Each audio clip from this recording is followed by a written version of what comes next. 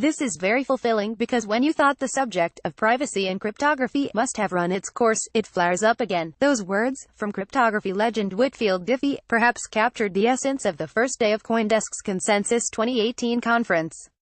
Diffie famously co-authored a landmark paper in 1976 that laid the foundations for public key cryptography, a key element of modern internet security and of cryptocurrencies.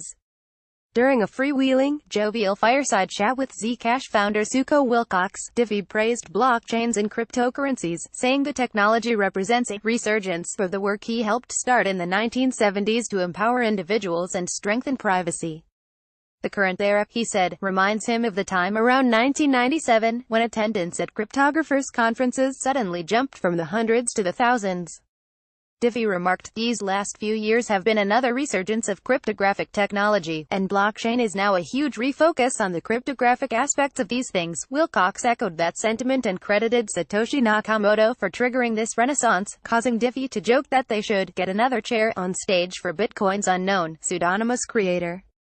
Still, Diffie, whose work has focused more on securing communications than financial transactions, similarly gave props to Nakamoto for accomplishing what many before in his field could not. There were a good 10 years when privacy and cryptography were almost embarrassing to talk about in public, Wilcox said.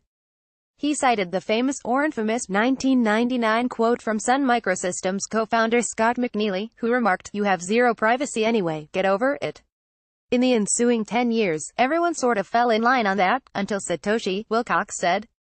Diffie echoed that, saying, "For years many people, in cryptography, thought about how to develop money techniques, and nobody succeeded before that." That solicited a deadpan response from Wilcox, "Yeah, I know," alluding to his own work in the 1990s at DigiCash, a storied but unsuccessful digital currency venture.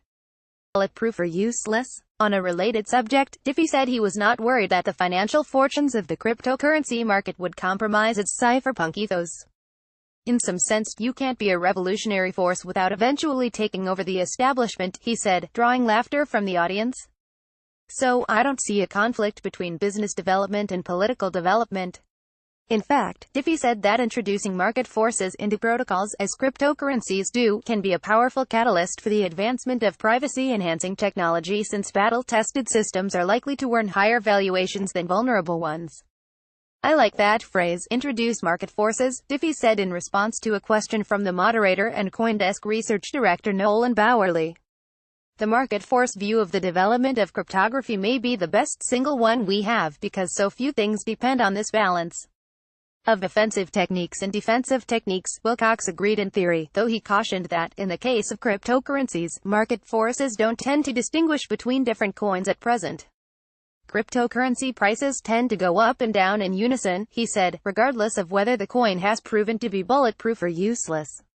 "In the long term, though, I assume they eventually will because I think the markets do that," Wilcox said.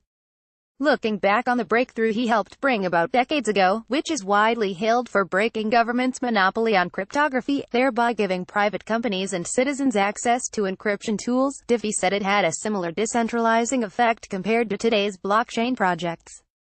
"If you don't have public key cryptography, it's not that you have to know the people you talk to, but you have to be connected to them by an administrative authority," he said, adding, "That works wonderfully for the U.S.